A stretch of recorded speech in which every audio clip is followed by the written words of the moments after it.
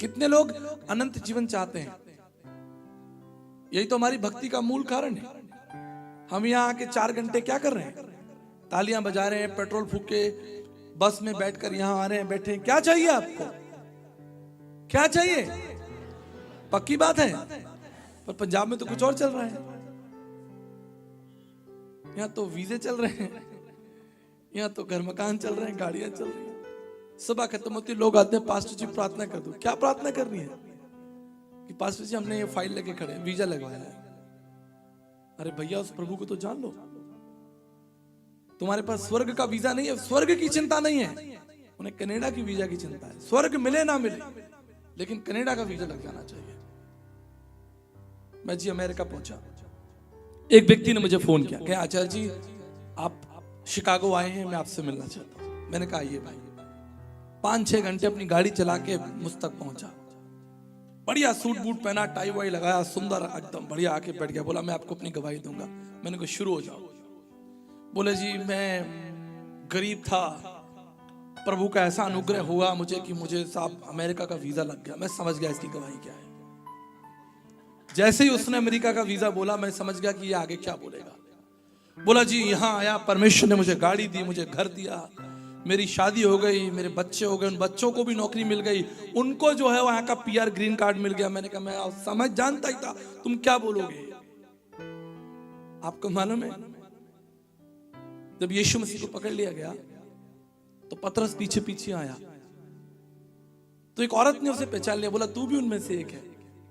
तो वो डर गया, कहता नहीं कि मैं उनमें से एक। कहता तेरी बोली तेरा भेद खोलती है, तुम क्या बोल रहे हो पता चल जाएगा कि तुम क्या सोच रहे हो। तुम्हारी गवाही बताएगी कि तुम्हारे जीवन में किसका भय है, तुम्हारे जीवन में प्रथम स्थान। तुमने मुंह खोला नहीं कि हमने पकड़ा नहीं। उसने 15 मिनट अपनी गवाही बताई, गाड़ी, घर, घोड़ा, मकान, पैसा, ये वो दुनिया भर की चीज। मैंने कहा आपकी गवाही खत्म हो गई? कहता हाँ जी खत्म हो गई, बहुत बहुत धन्यवाद। मैंने कहा इस गवाही को मुझे अब दोबारा मत सुनाइए। कहता कि क्या हो गया? मैंने कहा इस गवाही के अंदर कहीं क्रूस नहीं है, इस पूरी गवाही के अंदर कहीं पश्चाताप नहीं, इस पूरी गवाही के अंदर कोई समर्पण की बात नहीं, कोई दर्शन की बात नहीं। आपकी 12-15 मिनट की गवाही में आपने एक वचन नहीं बोला कि इस वचन के द्वारा परमेश्वर ने मेरे जीवन को बदला। मैं सभा में गया, मैंने पश्चाताप किया, मैंने यीशु मसीह को देखा, मैंने उसके घायल जीवन को देखा। कुछ दर्शन नहीं। दर्शन चल रहा है अमेरिका, कनाडा, ऑस्ट्रेलिया। परमेश्वर का निमंत्रण आपको क्या है कि तुम स्वर्गीय राज्य के लिए बुलाए गए हो।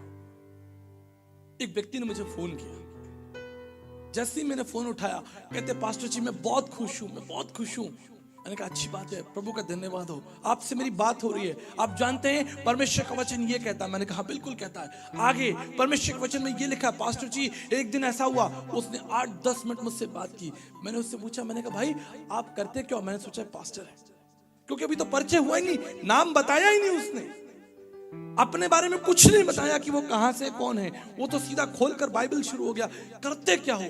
कहते हैं पास्टर जी मैं ऑटो चलाता हूं। तुरंत पवित्र आत्मा ने मेरे ऊपर प्रकट किया, ये व्यक्ति जो ऑटो चला रहा है गरीब है, साधारण व्यक्ति है, लेकिन सामर्थ्य है क्योंकि इसके अंदर परमेश्वर का वचन है। आप जानते हैं वो क्या कहता है? वो क्या कहता है?